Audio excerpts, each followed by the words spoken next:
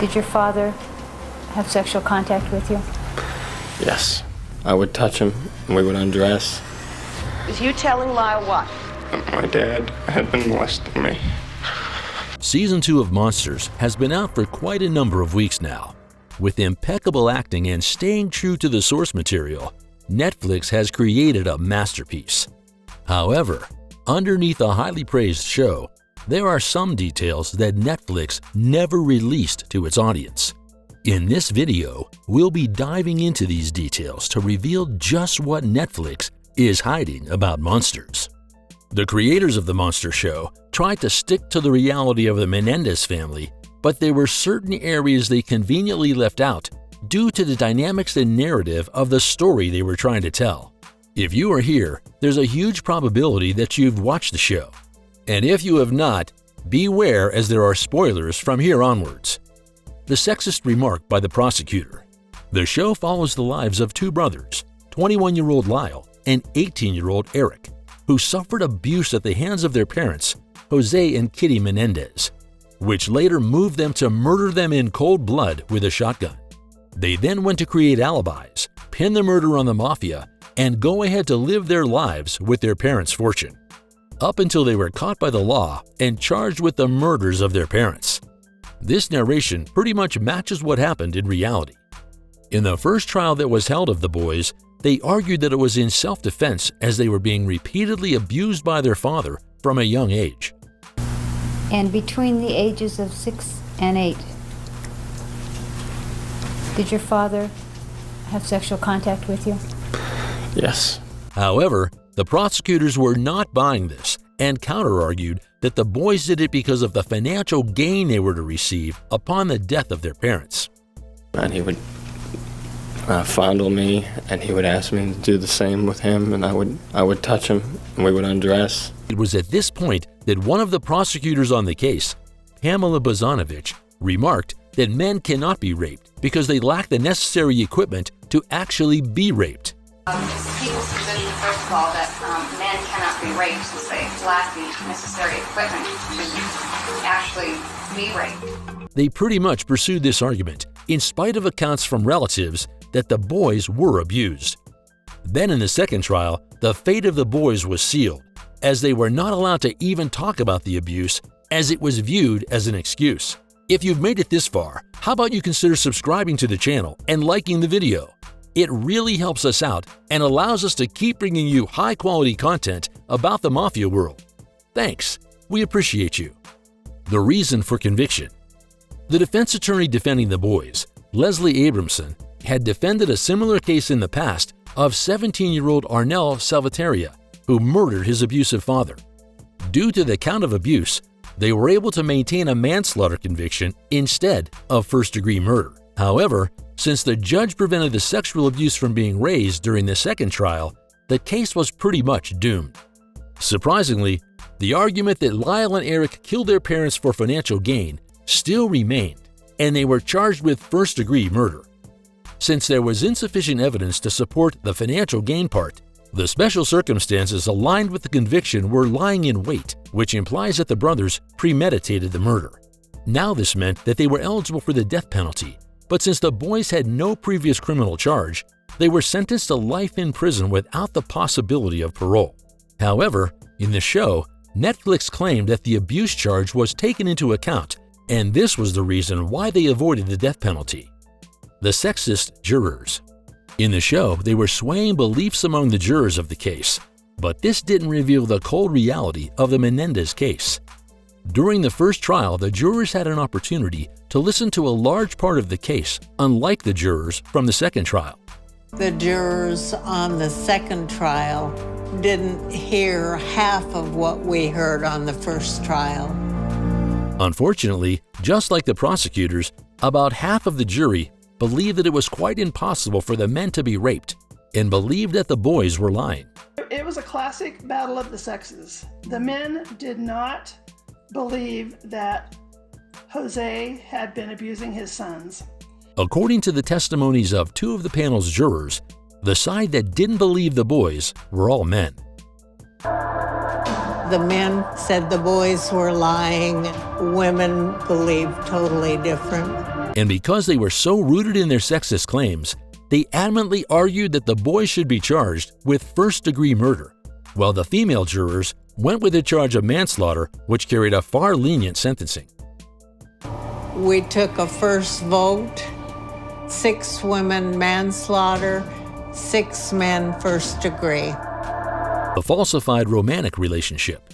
In the show, the creators showed the brothers as having a romantic relationship, which pretty much wasn't confirmed in real life. Eric was shown as gay who had an incestuous relationship with his brother Lyle, but no evidence stemming from the real case proves this.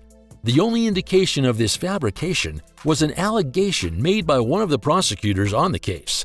As Eric related the sexual acts his father committed against him, prosecutor Lester Curiana claimed in his closing arguments that Eric was gay, as this could be the only reason why he knew so much about sexual acts. Mr. Kuriyama, in closing arguments, introduced the notion that Eric was gay and that's how he was able to describe sex acts. Although this allegation was thrown out, it formed another foundation for the male jurors to build on to push for a first-degree murder conviction. Evidence to back that up. It was just Lester's theory that he threw out in closing arguments. And the men ran with that and never did back down and accept the fact. But this didn't seem to be true, as the brothers went on to have heterosexual relationships while serving their sentences.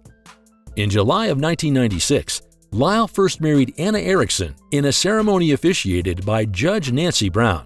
The wedding was attended by his attorney Abramson and his aunt Marta Menendez. However, the marriage didn't last, as Anna filed for divorce on April 1, 2001, after discovering Lyle had been unfaithful, believe it or not, with another woman. A few years later, in November 2003, Lyle remarried. This time, he tied the knot with Rebecca Sneed, someone who he had known for about 10 years, and their wedding took place in the visiting area of Mule Creek State Prison. Meanwhile, Eric married Tammy Ruth Sackerman in a waiting room at Folsom State Prison in June 1999.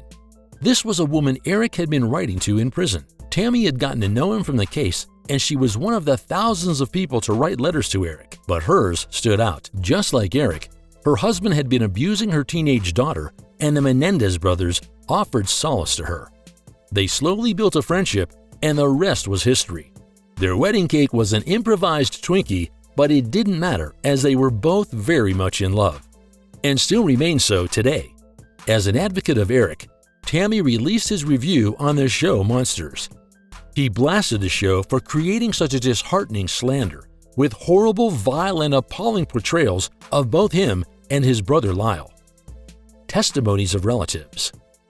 Although testimonies of relatives were included in the show, the extent of the actual cases wasn't fully covered.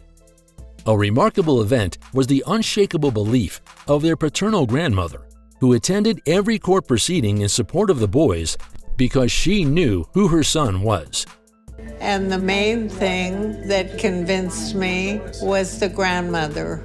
Grandmother Maria Menendez sat in the courtroom every day for the whole time we were there, and she was there to support the boys 100%. Jose Menendez's sister Marta commented years after the case that her brother was a sick person and believed that her nephews deserved to be free after living in shock and fear for all their lives.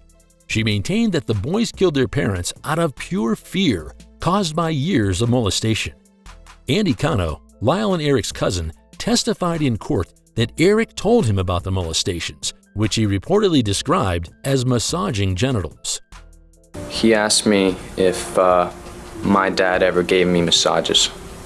He was actually trying to find out if any of these massages were normal. A letter Eric wrote to Andy about 8 months before the killings recently resurfaced, and it confirms what the brothers said about the abuse. Another relative, Joan Vandermolen, Kitty's sister, commented recently that although she loved her sister dearly, she felt Kitty was aware of the abuse that was going on in the family. Diane Vandermolen, a cousin of the brothers, also testified alongside Andy about the abuse that was going on in the family, according to the recount she heard from Lyle.